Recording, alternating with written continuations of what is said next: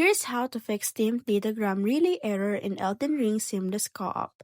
The first thing that we need to do is go to the settings and do the in-game option. First, we'll clear the Steam cache and check the overlay settings. Open Steam, go to settings, then downloads and click clear download cache. This will restart Steam once it's back up returned to the settings. Select in-game and ensure enable the Steam overlay while in-game is toggle on. Also confirm that the in-game FPS counter is set to position like top left. Next, we'll adjust the mod launchers. Afterwards, what you need to do is navigate to your Elden Ring game folder, usually found at Steam Apps. Locate the Seamless Co-op Launcher, ersclauncher.exe. Right-click it and go to Properties.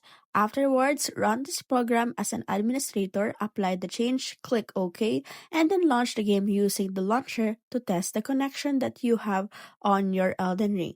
And now you have successfully fixed it.